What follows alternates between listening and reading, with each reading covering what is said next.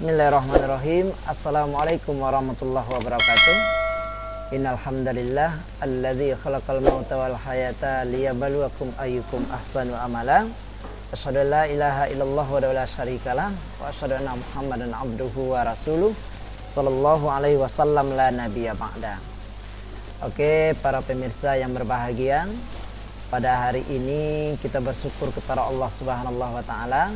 Berkat rahmat dan karunia Allah jugalah kita dapat berjumpa lewat channel ini dalam rangka menjelaskan tentang materi pernikahan dalam Islam yang akan saya sampaikan sendiri, Al-Munar SPDI MPD, Guru Pendidikan Agama Islam SMA Negeri 7 Padang.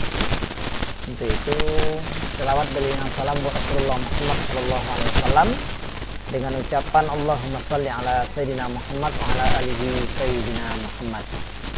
Baik, langsung saja para audien yang berbahagia, untuk materi ini diberlakukan untuk siswa kelas 3 atau kelas 12 untuk semua jurusan, dengan tujuan pembelajarannya. Setelah mempelajari materi ini, siswa diharapkan menjelaskan ketentuan pelaksanaan pernikahan berdasarkan syariat Islam. Kemudian diharapkan siswa dapat menjelaskan dalil-dalil tentang ketentuan pelaksanaan pernikahan berdasarkan syariat Islam. Ini yang kita tuju dalam materi ini. Mudah-mudahan materi ini bermanfaat nantinya. Selamat mengikuti. Oke, masuk saja kita kepada akad nikah dalam pernikahan sesuai dengan Al-Quran, yang disebut dengan rukun nikah. Dalam pernikahan itu ada yang disebut dengan rukun, ada yang disebut dengan syarat. Namun sebelumnya kita harus tahu dulu apa itu rukun dan apa itu syarat. Secara umum, rukun itu jikalau dia kurang salah satunya, maka pernikahan itu akan batal semestinya. Itu rukun. Segala sesuatu yang disiapkan di dalam, yang dilaksanakan di dalam proses melakukan sebuah ibadah, itu rukun. Sedangkan syarat sebelum melaksanakan ibadah atau amalan yang harus kita penuhi, untuk syarat itu jikalau dia kurang salah satunya, maka merusak amalan ibadah tersebut. Itu para pemirsa yang berbahagia, mari kita lihat tentang rukun nikah. Yang pertama, dalam pernikahan itu harus ada calon suami. Calon suami harus ada. Yang kedua, calon suami itu memiliki syarat. Tidak sembarangan orang bisa dijadikan calon suami. Harus ada syarat-syarat tertentu. Yang pertama, Islam. Yang kedua, balik. Yang ketiga, berakal. Yang keempat, sehat jasmani dan rohani. Yang kelima, laki-laki sejati. Yang keenam, berumur minimal 21 tahun menurut Undang-Undang Nomor 1 Tahun 1974. Untuk lebih pasnya, tentu kita lihat yang kurang keragu. Yang pertama, Islam. Yang kedua, balik. Balik itu berbeda dengan berakal. Balik itu artinya orang yang sudah sampai secara biologisnya, sementara berakal itu adalah orang yang bisa membedakan antara baik dengan yang buruk. Kemudian sehat jasmani dan rohaninya, tidak sah nikah itu nikah dengan orang gila. Kemudian laki-laki sejati, yang dimaksud dengan laki-laki sejati di sini adalah laki-laki yang benar laki-laki, tidak sembarangan. Artinya laki-laki itu separuh laki-laki, separuh perempuan. Itu bukan laki-laki sejati namanya. Kenapa dalam agama ini memiliki sebuah rukun, masuk kepada rukun dalam pernikahan? Bayangkan kalau dia laki-laki separuh, perempuan separuh. Nafsunya itu berkeinginan kepada laki-laki, bukan kepada perempuan. Apa yang terjadi? Maka terjadilah perpecahan atau perceraian di dalam rumah tangga itu. Itu Yang pertama, rukun nikah itu harus ada calon suami dengan syarat-syarat yang telah kita jelaskan. Kemudian masuk yang kedua, ada calon istri. Tidak sah nikah kalau tidak ada calon istrinya. Maka calon istri itu juga memiliki syarat. Yang pertama Islam, yang kedua baligh, yang ketiga berakal, yang keempat sehat jasmani, yang kelima perempuan sejati, yang keenam berusia minimal 19 tahun menurut Undang-Undang Nomor 1 Tahun 1974. Mari kita lihat perempuan yang sejati saja. Syarat dari calon istri itu harus perempuan yang sejati. Perempuan sejati itu artinya tulen keperempuanannya, bukan separuh perempuan separuh laki-laki. Sama juga kita bayangkan, jikalau dalam pernikahan itu terjadi yang perempuannya itu nafsunya sama perempuan, bukan sama laki-laki. Apa yang terjadi antara pasangan suami istri kalau dia nikah dengan perempuan yang tidak sejati keperempuanannya? Ini yang kedua, rukun nikah. Yang ketiga, ada wali atau calon istri. Wali dari calon istri atau bapak dari calon istri. Wali itu ada 3. Yang pertama wali mujbir, yang kedua wali nasab, yang ketiga disebut dengan wali hakim. Yang wali mujbir itu wali nasab dulu ya. Wali nasab itu wali yang sedarah dengan calon istri atau perempuan. Itu wali nasab. Yang kedua wali mujbir. Wali mujbir itu artinya wali yang mendapat amanah dari wali nasab untuk menikahkan putrinya. Itu namanya wali mujbir. Yang ketiga wali hakim, artinya orang yang ditunjuk oleh pemerintah berdasarkan undang-undang untuk mewakilkan dalam pernikahan atau disebut dengan wali. Namun tidak semua orang berhak menjadi wali.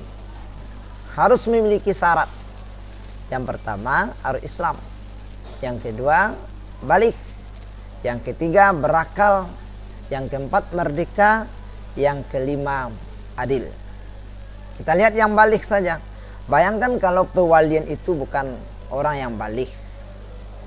Orang belum sampai usianya secara biologisnya.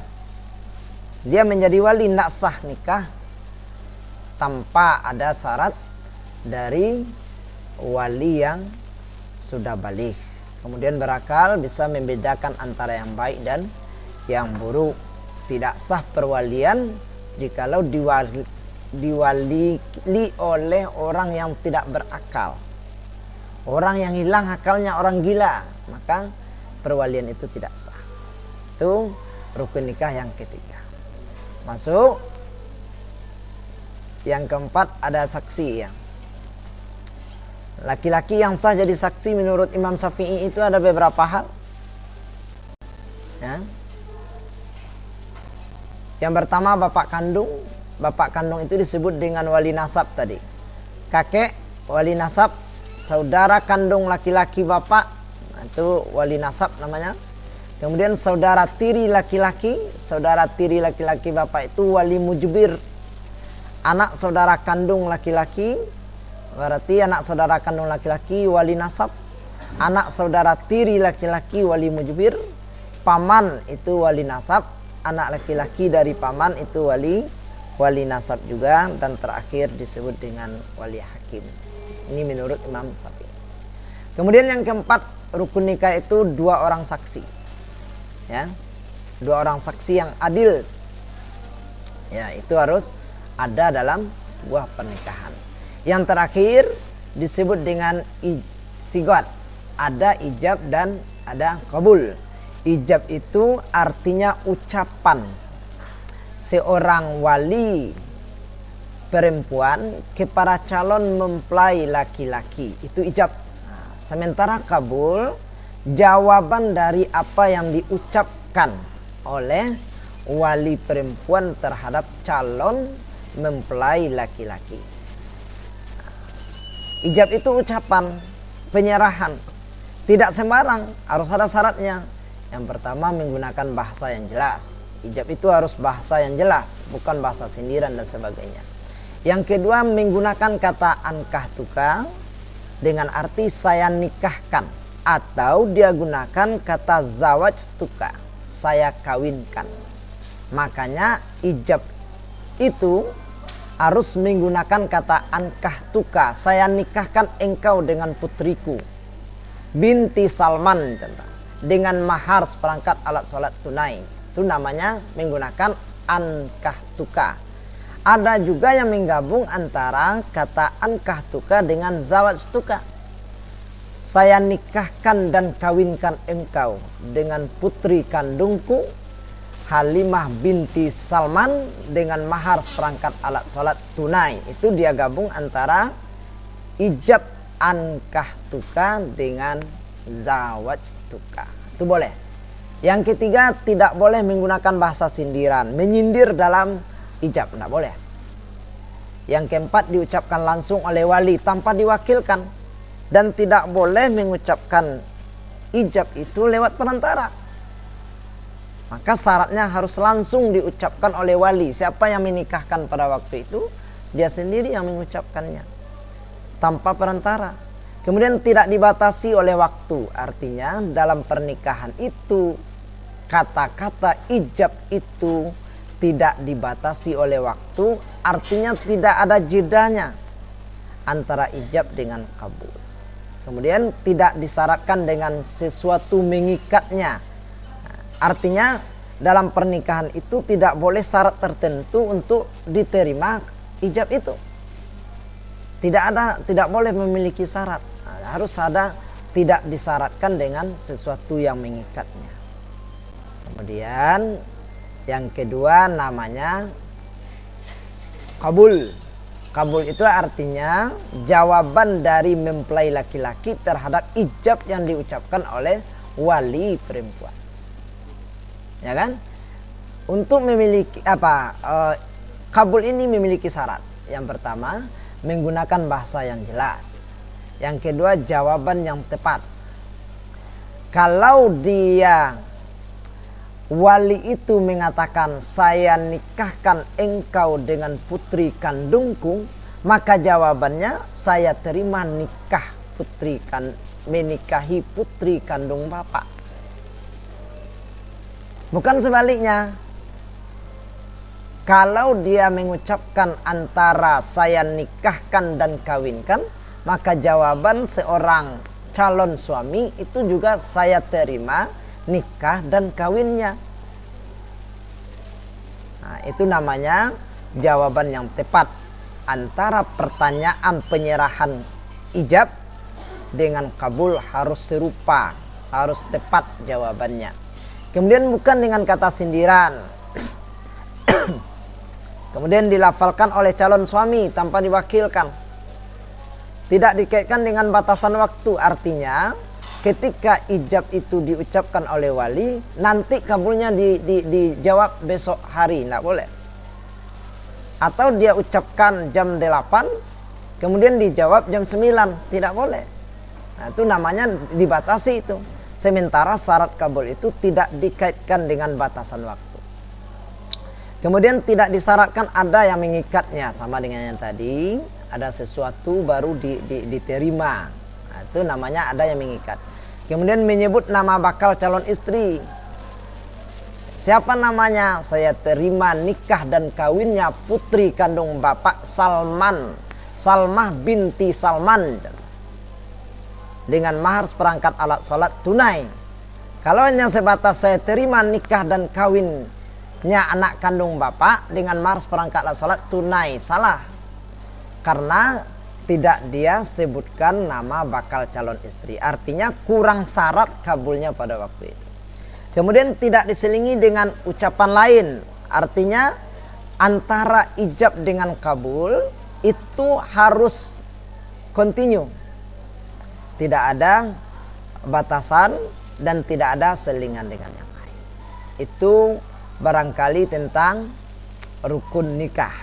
Untuk itu kepada Ananda yang mendengar video ini, untuk melatih Ananda, silakan perhatikan video berikut lewat linknya ini.